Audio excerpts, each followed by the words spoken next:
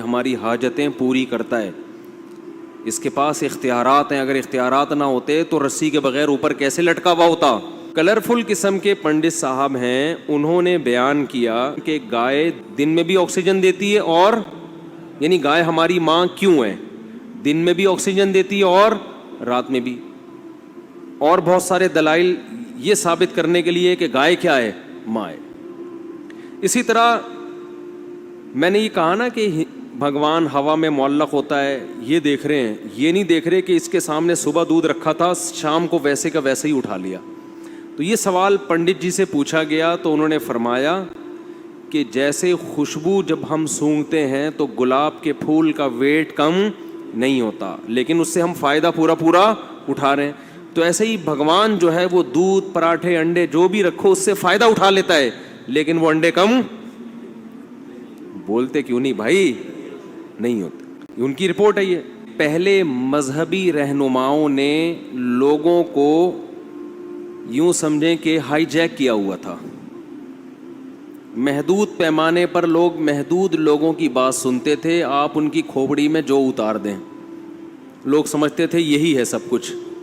ہندوؤں نے، جو پنڈت لوگ ہیں، ہندوؤں کے جو رہبر ہیں، رہنما ہیں، انہوں نے اپنی عوام کو کچھ چیزیں سکھائی ہوئی تھیں، کچھ کرتب دکھائے ہوئے تھے کہ بھئی دیکھو مندر میں یہ جو بھگوان ہے یہ ہوا میں لٹکا ہوا ہے، نہ ادھر رسی لگی ہوئی، نہ ادھر رسی لگی ہوئی، نہ اوپر رسی. اب جو سادہ لو گاؤں دیہاتوں کے لوگ، وہ مندروں میں جا کے دیکھتے، یار اس بھگوان کو دیکھو، نہ سیڑھیاں ہیں بھائی. وہ جو بھگوان ہوا میں معلق ہوتے ہیں نا، نہ ادھر سے رسی نہ ادھر سے رسی، لیکن ہوا میں ہے تو عجوبہ نا. تو پنڈت لوگوں نے بتایا گاؤں دیہاتوں کے لوگوں کو، دیکھو یہ بھگوان یہ ہماری حاجتیں پوری کرتا ہے، اس کے پاس اختیارات ہیں، اگر اختیارات نہ ہوتے تو رسی کے بغیر اوپر کیسے لٹکا ہوا ہوتا. اب انسانی عقل جب ماری جاتی ہے نا تو بس پھر اس کی کوئی بریکیں نہیں ہیں. لوگ یہ نہیں دیکھ رہے کہ بھائی، اچھا لوگ یہ دیکھتے ہیں یار واقعی یار ہم تو نہیں لٹک سکتے، یہ پتھر کی مورتی لٹکی ہوئی ہے، اس کا مطلب کچھ تو ہے، اس کا مطلب کچھ تو ہے. اب اس سے مرادیں مانگ رہے ہیں، منتیں مانگ رہے ہیں، دودھ اس کے سامنے لا کے رکھ رہے ہیں، شام کو اٹھا کے واپس لے جا رہے ہیں. صحیح ہے نا. بھگوان ہلنے کا نام ٹس سے مس نہیں ہو رہا. یہ نہیں دیکھ رہے، یہ دیکھ رہے ہیں کہ اوپر لٹکا کیسے.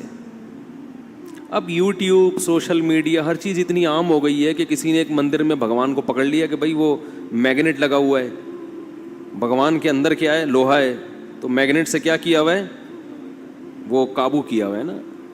میگنیٹ چاروں طرف مقناطیسی لہریں ہوں تو وہ ایسے ایڈجسٹ ہو جاتی ہیں.